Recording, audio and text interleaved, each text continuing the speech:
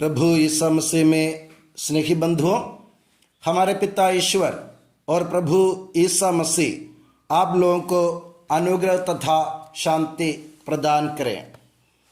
हमारे पुनरुत्थान पर्व के इस नए इतवार में आज हमारा मनन चिंतन का विषय संत यूहन्ना का सुसमाचार अध्याय 16 वाक्य 20 है, जिसमें प्रभु यीशु मसीह अपने चेलों से कहते हैं, मैं तुम लोगों से कहता हूं, तुम रोओगे और विलाप करोगे, परंतु संसार आनंद मनाएगा। तुम शोक करोगे, किंतु तुम्हारा शोक आनंद बन जाएगा। मेरे प्यारे बंधुओं, हमें इस वचन पर मंथन और चिंतन करने की जरूरत है। कारण क्या है? प्रभु यीशु मसीह इस वचन के द्वारा दो अलग अलग दृष्टिकोण, एक संसार का दृष्टिकोण और एक शिष्यगणों के चेलों का दृष्टिकोण हमारे सामने प्रस्तुत करना चाहता है। और यीशु मसीह के द्वारा, संत यूहन्ना के द्वारा कलीसिया ये चाहती हैं कि हम इन दोनों दृष्टिकोण के बारे में जान लें, उनको परख लें और किसी एक दृष्टिकोण को अपनाए। सबसे पहले प्रभु यीशु मसीह कहते हैं, तुम लोग रोओगे और विलाप करोगे, परंतु संसार आनंद मनाएगा। तो संसार आनंद क्यों मनाएगा? क्योंकि यीशु मसीह के प्रति संसार के नकारात्मक दृष्टि थी, उनकी दृष्टि नकारात्मक थी। कारण क्या है? नकारात्मक दृष्टि इसलिए थी कि यीशु मसीह संसार की आंख में एक तिनका बन गए थे। संसार आनंद इसलिए मनाएगा कि जो उसको हर काम में ललकारते थे, उनकी रीति रस्मों का खंडन करते थे, उनकी परंपराओं को चुनौती देते थे, उनके चाल चलन का विरोध करते थे, पाखंड पर प्रहार करते थे, घमंड को चूर कर देते थे, जो अन्याय का विरोध करते थे, जो पापियों, नाकेदारों एवं वेश्याओं के मित्र थे, जो सामान्य तौर पर असामान्य बातें एवं कार्य करते थे। संक्षिप्त में बोले तो जो संसार की आंख में कांटे की तरह कड़क रहे थे, जो उसका आम दुश्मन थे, वे अब नहीं रहेंगे।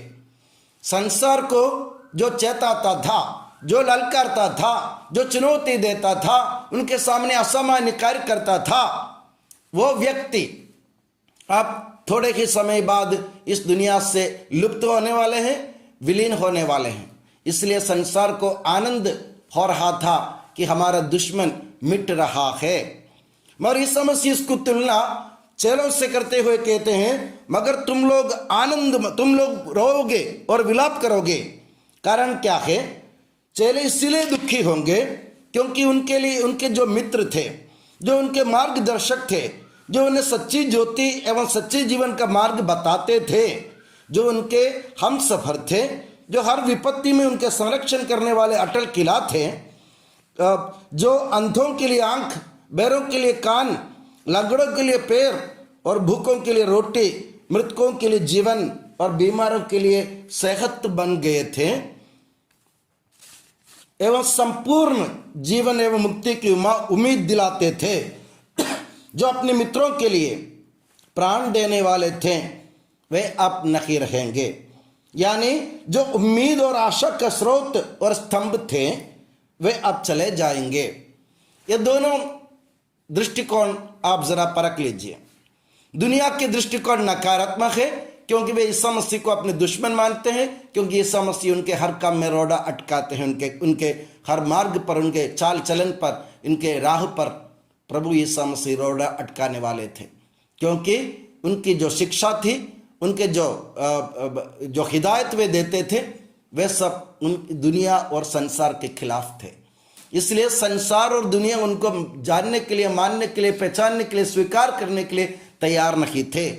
ऐसे एक व्यक्ति अगर चले जाएंगे तो एक स्वतंत्र राहत मिलने के कारण संसार को ये लगा होगा कि हमें अपने दुश्मन से अपने राहत मिल रही है। मगर उल्टे हमारे शिष्यों की चेलों की तरफ देखिए, वे लोग दुखी इसलिए हो रहे थे जो उनके लिए आशा का एक स्तंभ था, जो उनके लिए उम्मीद का एक स्रोत था, जो उनको हर काम में उनका हाथ पकड़कर, हाथ थामकर उनको अब गिरने से बचा रहे थे, जो प्रभु यीशु मसीह जो नम्रता, विनम्रता, सेवा भाव का एक नमूना पेश किया था, जिस प्रभु ने अपने चेलों को मित्र कहा था, जिस प्रभु ने अपने चेलों से कहा था कि दाखलता की डाली की तरह तुम मुझसे लगे रहो, ऐसे अपने चेलों को अपने साथ बांधने वाले, उनके हाथ पकड़ने वाले, उनके साथ चलने वाले प्रभु अब उनके लिए नहीं रहेंगे। इनकी दृष्टि सकारात्मक इसलिए थी कि वे लोग यीशु मसीह को मुक्तिदाता के रूप में, पिता के इकलौते के रूप में, पिता की ज्योति के रूप में, ईश्वर की गोद में रहने वाले इकलौते पुत्र के रूप में स्वीकार करने के लिए तैयार थे या स्वीकार कर लिए थे।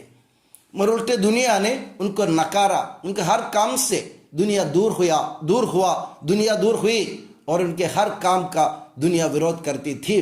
संसार और संसार वाले प्रभु यीशु मसीह को जानते नहीं हैं। प्रभु यीशु मसीह अपने ये अध्याय 16 की शुरुआत में कहते हैं, वे न तो मेरे को जानते और मेरे पिता को। ये दुनिया की गलती थी, जिसको हम जानते नहीं हैं उनको हम चाहते नहीं हैं, और जिनको हम चाहते हैं उनके लिए हम मरने के लिए तैयार हो जाते हैं। मगर संसार न तो प्रभु यीशु मसीह को जानता है न उनके पिता को, मगर शिष्यों ने प्रभु यीशु मसीह के जरिए पिता को जान गए थे और स्वयं प्रभु यीशु मसीह को भी जान लिए थे। इसलिए वे लोग प्रभु को चाह रहे थे, प्रभु के साथ रहना चाहते थे। ऐसी स्थिति में अगर प्रभु उनसे दूर हो जाते तो शिष्य उनको इस सत्य को सहन नहीं कर पाते। इसलिए प्रभु ने उनको बताया कि तुम लोग रो के और विलाप करोगे, मगर प्रभु ने उनको एक उम्मीद दिलाई। प्रभु ने कहा, एक खूबसूरत दृष्टांत प्रभु ने पेश किया। इस दुनिया के सबसे खूबसूरत दृष्टांत प्रभु ने उनके सामने पेश किया। वो दृष्टांत एक है, प्रभु कहते हैं प्रसव निकट आने पर एक स्त्री को जरूर वेदना होती है, और इस दुनिया की परंपरा, दुनिया के रीति रस्म और दुनिया के दैनिक जीवन का अनुभव हमें यह बताता है कि इस दुनिया में अगर कोई दर्द हो, कोई वेदना हो, सबसे बड़ी वेदना, सबसे बड़ा दर्द वो प्रसव का दर्द है या प्रसव वेदना है। जिन्होंने इसका अनुभव किया स्त्रियों ने, उनसे पूछिए, एक बार एक माता से पूछिए, प्रसव वेदना का अनुभव वे बयान नहीं कर पाते हैं, हम उनको समझ भी नहीं पाते हैं। ऐसे एक वेदना के बारे में प्रभु कहते हैं प्रसव निकट आने पर स्त्री को वेदना जरूर होती है, मगर पुत्र को जन्म देने के बाद या बच्चे को जन्म देने के बाद उसको आनंद होता है।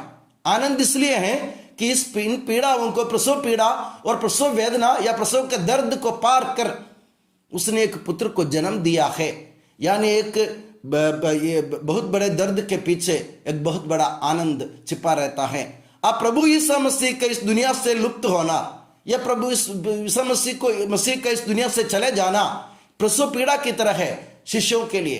प्रसव पीड़ा की तरह शिष्यों के मन में वेदना होगी, दर्द उठेगा, मगर प्रभु यीशु मसीह कहते हैं जिस तरह एक बच्चा अपनी माँ की खोख से अंधकार से मुक्त होकर, स्वतंत्र होकर इस दुनिया में जन्म लेता है, उसी तरह प्रभु यीशु मसीह मृत्यु के काले कपड़ों को फाड़कर, मृत्यु के अंधेरे घाटियों को पार कर, मृत्यु के अंधकार की शक्ति को मिटाकर, यानी मृत्यु के गर्भ को तोड़कर वे जीवंत ईश्वर के रूप में तीसरे दिन प्रकट हो जाएंगे। प्रभु यीशु मसीह अपने चेलों को उम्मीद दिला रहे थे कि मैं तुम्हारे लिए जी उठूंगा, क्योंकि मुझे तुम्हें अपने पिता के पास ले जाना है। तो मेरे प्यारे बंधुओं, प्रभु यीशु मसीह के ये उपमा पेश करने का मतलब यह है कि हमारी पीड़ाएं, हमारी वेदनाएं, हमारे दर्द, हमारी दुख तकलीफ और हमारे हर प्रकार के कष्ट क्लेश जितने भी हो, वे सब हमें एक नए जीवन की ओर अग्रसर करने के लिए होते हैं। हमें इस पर उम्मीद रखने की जरूरत है। इसलिए प्रभु ने कहा तुम्हारा शोक अनंत बन जाएगा, मगर संसार अपने पाप में मिट जाएगा, क्योंकि वे ना तो मेरे को जानते और ना मेरे पिता को। तो मेरे प्यारे बंधुओं, प्रभु यीशु मसीह ने हमारे सामने दो दृष्टिकोण पेश किए आज के दिन। एक दृष्टिकोण संसार का दृष्टिकोण है जो नकारात्मक है, जो प्रभु यीशु मसीह को दुश्मन मानते, उनको नकारने के लिए, उनका विरोध करने के लिए, उनके खिलाफ काम करने के लिए करने के ताक में रहता है। दूसरा दृष्टिकोण चेलों का, जैसे मैंने कहा, सकारात्मक दृष्टिकोण, जो उम्मीद के स्रोत के रूप में, आशा के स्तंभ के रूप में, मुक्ति के रूप में, मुक्तिदाता के रूप में, ईश्वर के इकलौते पुत्र के रूप में, स्वयं ईश्वर के रूप में प्रभु यीशु मसीह से दिलासा, राहत पाना चाहते हैं। तो हम आज हमारे सामने एक चुनौती प्रभु यीशु मसीह और माता कलीसिया द्वारा पेश है। वो चुनौती यह है, तुम्हारा दृष्टिकोण यीशु मसीह के प्रति, तुम्हारा दृष्टिकोण किस प्रकार के हैं? नकारात्मक है या सकारात्मक? अगर नकारात्मक रहा, हमारा दृष्टिकोण नकारात्मक रहा, तो उसमें संशोधन करने की जरूरत है। दुनिया की तरह अपने नकारात्मक दृष्टिकोण के कारण अपने पाप में मर मिटने वाले नहीं होना चाहिए। हमें होना चाहिए चेलों की तरह सकारात्मक दृष्टिकोण अपनाते हुए, पुनरुत्थान पर उम्मीद जगाते हुए, प्रभु यीशु मसीह पर अपने अटल विश्वास को बरकरार रखते हुए हमें भी एक नए जीवन की तलाश में पिता के पास जाने की उम्मीद रखने की जरूरत है। इसके लिए प्रभु यीशु मसीह आज हमें निमंत्रण दे रहा है, माता कलीसिया हमें आमंत्रित कर रही है। तो हम इन दोनों का निमंत्रण और आमंत्रण को अपने मन से स्वीकार करें, कबूल करें और उसके अनुसार अपने जीवन को बदलने की कोशिश करें। और मैं दुआ करता हूं कि प्रभु यीशु मसीह और माता मरियम आप सभी को हमेशा अपनी नियामत की छत्र छाया में सुखी और सुरक्षित रखें। पिता, पुत्र और पवित्र आत्मा के नाम पर आमीन।